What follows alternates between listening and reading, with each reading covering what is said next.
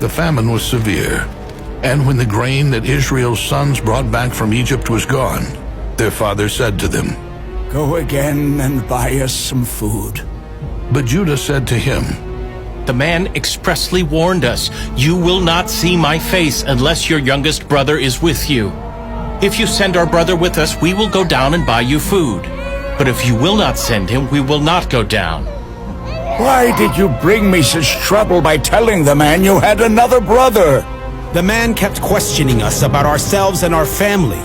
Is your father still alive? And do you have another brother? And we answered him according to his questions. How were we to know he would say, "Bring your brother down"? Then Judah said to Israel his father, "Send the boy with me, and we will go that we may live and not die. I will guarantee his safety. You can hold me responsible. If I fail to bring him back to you, let me bear the blame forever. If we had not delayed, we would have been there twice by now." If it must be like this, then take the best products in the land and bring the man a gift. Some honey, spices, and myrrh, and nuts. And take twice the amount of money with you and return the money that came back with you in your packs. It could have been an oversight. Take your brother as well and go again to the man. May God Almighty give you favor in the man's sight so that he will release your brother and Benjamin. As for me, if I must lose my children, then I will lose them. After listening to the instructions of their father Israel, the men took the gift, doubled the money, and along with Benjamin, went down to Egypt and stood before Joseph. When Joseph saw Benjamin with them, he said to his household manager, "Take the men inside the house, slaughter an animal, and prepare the meal, for these men will dine with me at noon." When the men came to Joseph's house, they became fearful and said, It is because of the money that was placed in our packs. He may use it as an excuse to attack us, take us as slaves, and seize our donkeys." As they approached the entrance to Joseph's house, they said to the manager, "Please, my lord, the first time we came down to buy food, but when we came to our place of lodging, we opened our packs, and there inside was each man's money in full. We have brought it back with us, along with more money to buy food. We do not know who put the money in our packs."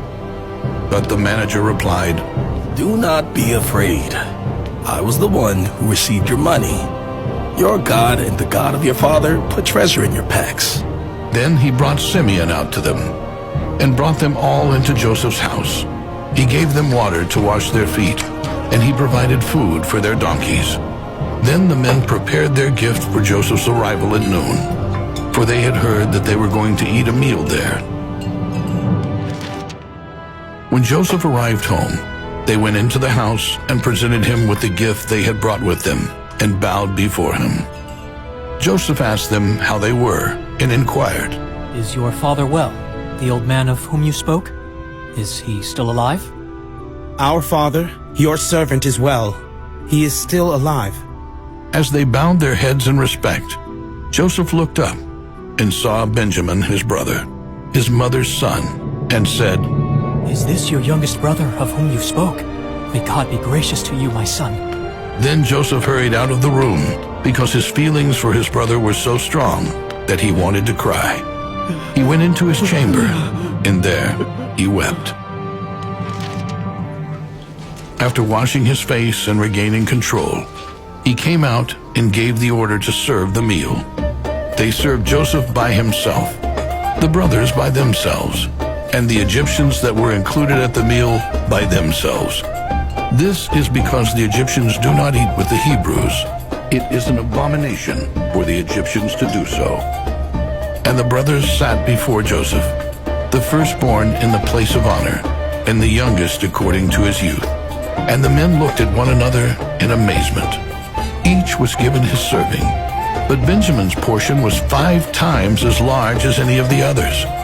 And they drank and enjoyed themselves.